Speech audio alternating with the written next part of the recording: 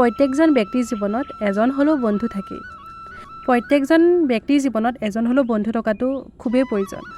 কাৰণ আমি কিছুমান এনেকুৱা কথা থাকে সকলোকে শ্বেয়াৰ কৰিব নোৱাৰোঁ। সেই বন্ধুজনক বা বান্ধৱীগৰাকী কিন্তু সেই কথাটো আমি শ্বেয়াৰ কৰিব পাৰোঁ। নাইবা আন কিছুমানৰ এজন থাকে, নাইবা আন কাৰোবাৰ এজনতকৈ বেছি থাকে। আজি মোৰ কথা কোৱা কাৰণটো কিন্তু অকণমান বেলেগ।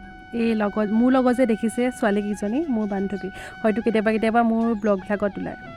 আমাৰ বন্ধুত্ব আজিৰ নহয়, বহুত বছৰ আগৰ বন্ধুত্ব। আৰু এটা কথা জানেনে, আমাৰ কিন্তু বয়স এজনীৰ লগত এজনী নিমিলে। কোনোবাজনী অকল ডাঙৰ হ'লে আকৌ কোনোবাজনী কিন্তু খুবেই সৰু।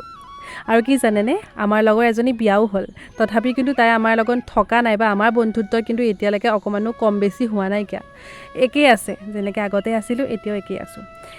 বিপদৰ সময়ত ইজনী সিজনীক সদায় লগ দিছোঁ। পইচা পাতিয়ে দিব নোৱাৰিলেও কিন্তু সদায় মানুহজনী তেওঁৰ ওচৰত গৈ পেলাই থিয় দিছোঁ।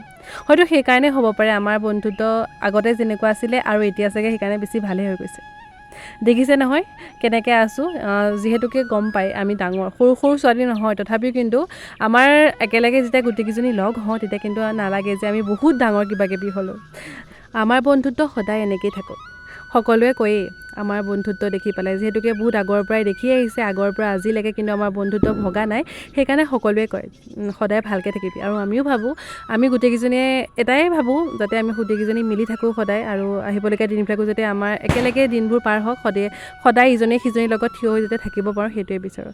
বাকী আজি যে ভিডিঅ'টো কৰিছোঁ কাৰণ এটা আছে জানেনে, আমাৰ আগৰ পৰাই যেতিয়াৰ পৰা আমি লগ হৈছোঁ তেতিয়াৰ পৰা তিনিটা বিহুতে প্ৰতিজনী ঘৰতে এপাক হ'লেও যাওঁ। খোৱা বোৱা পাছৰ কথা, কিন্তু আমি গোটেইকেইজনীয়ে ঘৰত কিন্তু এপাক হ'লেও যাওঁ। পিছে কাতি মাহটো আপোনালোকে জানেই নহয় অকণমান ছুটি, সেয়েহে এদিনতে গোটেইখিনি ঘৰলৈ যোৱাটো সম্ভৱ নহয় কাৰণে দুদিনৰ ভিডিঅ' একেলগে কৰিছিলোঁ, কাতি বিহুৰ দিনাখন আৰু কাতি বিহুৰ পাছদিনাখন। শেষত দেখিছে নহয় সেইজনী আমাৰ মই যে অথনি কৈছিলোঁ আমাৰ লগৰ এজনী বিয়া হ'ল, তাই মানে গাঁৱলৈকে বিয়া হৈছে। আৰু দেখিছে নহয়, দেখাই দিলোঁ দেই তাই কেনেকৈ আছে। যি নহওক, ভিডিঅ'টো যদি চাই ভাল পালে এটা লাইক কৰিব, আৰু যদি আপোনালোকৰ এনেকুৱা বন্ধু আছে এটা কমেণ্ট কৰিব।